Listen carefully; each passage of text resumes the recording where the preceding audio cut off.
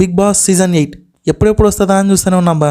ఫైనల్గా వచ్చేసింది. First of all house అయితే బాగుంది, ఎక్సలెంట్. ఇంకా టాస్క్స్, గేమ్ ప్లే ఇవన్నీ కూడా మిగతా సీజన్స్తో పోల్చుకుంటే ఈసారి చాలా డిఫరెంట్గా ఉంటుందంట. యాక్చువల్గా ప్రతి సీజన్లో చెప్పేది ఇదేలే. సో వాళ్ళ హ్యాపీనెస్ కోసం వావ్ అన్నట్టు ఉండాలి మనం కూడా.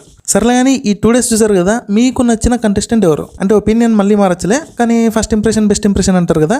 సో ఇలా ఆలోచిస్తే ఎవరు మీ ఫేవరెట్ కంటెస్టెంటో కమెంట్ చేయండి. నాకైతే ఫస్ట్ నిఖిల్ నచ్చినాడబ్బా. కాకపోతే తర్వాత సోనియా పికప్ అందుకుంది చూడు, వేరే లెవెల్.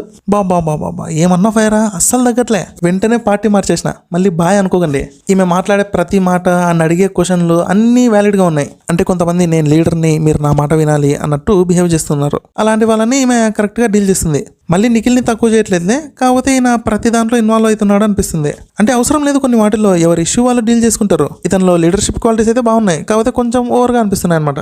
ఇంకా ఫన్నీయెస్ట్ ఎవరో అర్థమైపోయింది, ఇట్స్ శేఖర్. అంటే కంప్లీట్గా కాకపోయినా ఎంతో కొంత ఫన్ అయితే జనరేట్ చేయగలరు. ఇంకా హౌస్లో నాకు నచ్చని కంటెస్టెంట్ ఎవరంటే బేబక్కనే. యాక్చువల్గా కొన్ని రీజన్స్ ఉన్నాయబ్బా. ఏంటంటే ఈమె ఏజ్లో పెద్ద, చాలా మెచ్యూర్డ్గా బిహేవ్ చేయాలి. ఫర్ ఎగ్జాంపుల్ మొన్న కుక్కర్ ఇష్యూలో ఈమె కొంచెం ఇర్రెస్పాన్సిబుల్గా ఉన్నట్టే అనిపించింది నాకైతే. అండ్ నిన్న కూడా కిచెన్ హెడ్ ఈమె కదా, రూల్స్ పెట్టే విధానం అయితే దరిద్రంగా ఉంది. అంత ఎక్స్పీరియన్స్డ్ పర్సన్ ఆమె ఇలా పిల్ల రూల్స్ పెడతారు ఎవరన్నా? ఇప్పుడు ఫుడ్ అనేది అందరికీ ఈక్వల్గానే డిస్ట్రిబ్యూట్ అవుతుంది. సో అందరి కోసం చేసిన ఫుడ్ నచ్చకపోతే వాళ్ళది వాళ్ళు చేసుకోవడంలో తప్పలేదు కదా. అలా చేయొద్దంటే ఏం మాట్లాడుతుందో ఏమో మరి. యాక్చువల్గా బేబక్కతో పాటు ఇంకొక క్యాండిడేట్ నచ్చలే నాకు, మన మణిబాబు, అదే మణికంఠ.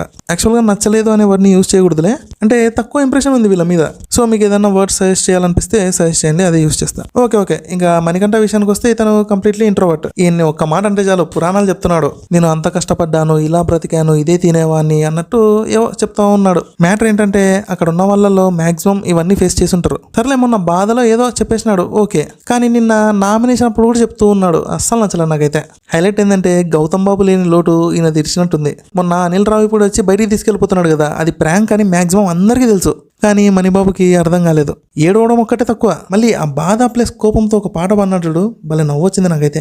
నేనే కదలే, మీరు కూడా నవ్వుకుని ఉంటారు. ఆ వీడియో కూడా బాగా వైరల్ అవుతుంది కదా. అంతే, ప్రతి సీజన్లో ఇలాంటి ఆనిముత్యాలు కనిపిస్తూనే ఉంటాయి. అండ్ ఇంకోటి ఏంటంటే మణిబాబు కొంచెం బ్యాక్ బైటింగ్ ఎక్కువ చేసేలాగా ఉన్నాడు. మనోడు ఫేస్ టు ఫేస్ సరిగ్గా ఆర్గ్యూ చేయలేకపోతున్నాడు అనమాట. మనోడికి నచ్చని విషయాలన్నీ కూడా వెనకల ఇంకొకరితో డిస్కస్ చేస్తున్నాడు, అదేం బాలేదు.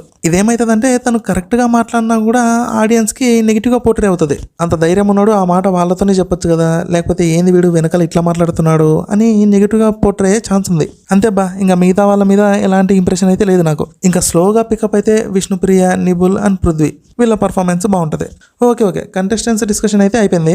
ఇప్పుడు టాస్క్ నామినేషన్ గురించి మాట్లాడదాం. కెప్టెన్ ఎవరు లేరు, చీఫ్స్ ఉంటారు. ఓకే, ఇది డిఫరెంట్గానే ఉంది. ఇప్పుడు 3 చీఫ్స్ అన్నారు, 2 మాత్రం టాస్క్ లాడి సెలెక్ట్ అయితే 3వ చీఫ్ని మిగతా 2 చూస్ చేసుకున్నారు. యాక్చువల్గా ఇదైతే అన్ఫెయిర్.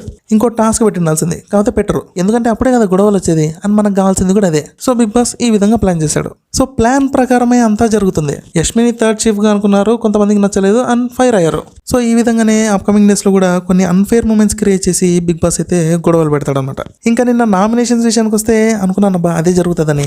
బేబక్క, మణిబాబు వీళ్ళిద్దరికే కొంచెం ఓట్లు అయితే ఎక్కువ ఉన్నాయి. కాకపోతే పృథ్వీని నామినేట్ చేయడము కొంచెం సిల్లీగానే అనిపించింది నాకైతే. ఇంకా బేబక్కని ఎవరైతే నామినేట్ చేసినారో అందరూ కూడా కరెక్ట్ రీజన్లో చెప్పినారు. అండ్ మణిబాబుకి చెప్పిన రీజన్స్ కూడా ఫెయిర్ గానే అనిపించినాయి. ఇంకా ఈ టైంలో కూడా తన పురాణం అయితే చెప్పాడు. యాక్చువల్గా ఎవరితో అన్నా కనెక్ట్ అయ్యి ఆ టైంలో ఇవన్నీ చెప్పుకుంటే బాగానే ఉంటుంది. కానీ ప్రతిసారి ప్రతి దగ్గర ఇదే చెప్తూ ఉంటే ఎందుకో సింపతి గెయిన్ చేస్తున్నట్టే అనిపిస్తుంది. తన ఇంటెన్షన్ ఏంటో తెలియదు, కాకపోతే పైకి ఇలాగే కనిపిస్తుంది. సో మనోడు దీని నుంచి కొంచెం బయటకు వస్తే బాగుంటుంది. యాక్చువల్గా ఈ సీజన్లో అయితే ఒకటి క్లియర్గా కనిపిస్తుంది అబ్బా, ప్రతి ఒక్కరు వాళ్ళ ఒరిజినాలిటీని హైడ్ చేయాలని చూస్తున్నారు. కాకపోతే అది ఆటోమేటిక్గా బయటకు వస్తుంది.